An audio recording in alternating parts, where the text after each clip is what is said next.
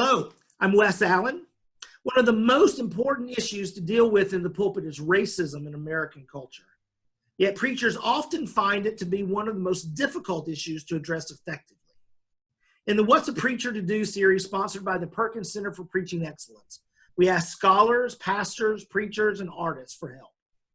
Today we have with us Dr. Karyn L. Wiseman, who teaches homiletics at United Lutheran Seminary and is the pastor of Gloria Dei Lutheran Church in Huntington Valley, Pennsylvania. So Karyn, welcome. What is one of the key insights from your areas of expertise that you think would be helpful to preachers these days? Well, I want to address the issue of racism sort of from the perspective of the white church, because the black church and our siblings of color has been talking about racism for centuries, for generations. It's the white church that has predominantly stayed silent. And so I want to talk about the fact that in the white church, the suburban church, the predominantly white church, there has to be a come to Jesus moment when we say racism is at our door, racism is in our streets, racism is in our institutions, in our churches. And to do that, I think one of the things that pastors in suburban white churches and in other places as well, but I want to talk about the white church, we have to name white privilege. It is something that every single white person deals with.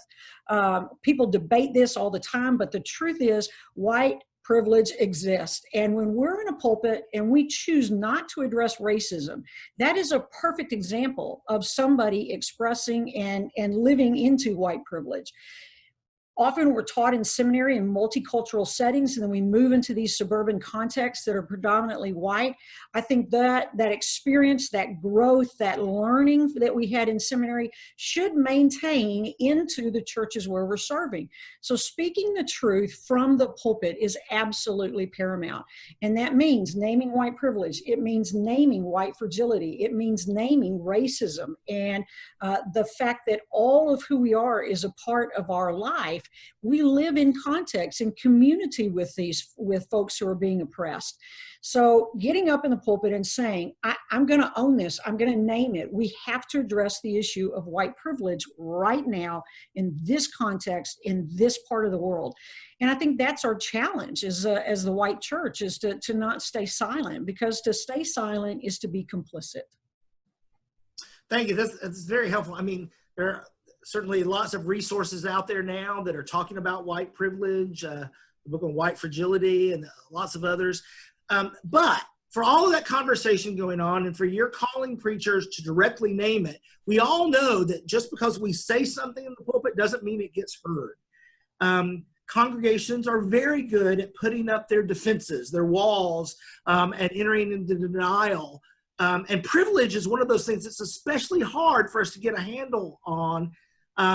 We're not out there carrying torches and shouting things in Charleston. So how can we be people who are racist? How do we have privilege? So how do you help a congregation go along with you as the preacher, to invite them to journey with you in considering this theologically, existentially, and let those defenses down? Yeah, when I was in seminary, my church and society professor was Tex Sample.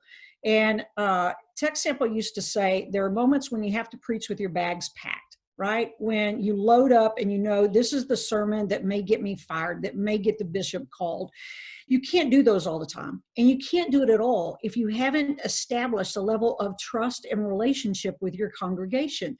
So the first Sunday is not the moment to do a sermon on white privilege. But to be clear as you move through and forming relationship and trust, that I can push them a little bit farther this week, or I think I can say this a little bit more pronounced this week. So it's about trust. It really is. It's about forming relationships with people. And when we do that, we hear what their tolerance level is, and we can reach out to that. And then maybe in the coming weeks and months, we step a little beyond that. So that's the key. I just really believe that preaching and ministry is about relationships. So this is what we need to base these conversations on. Well, thank you so much for giving us a little bit of your time. There'll be more of these interviews coming along, so look for them. Join us next time. Thank you.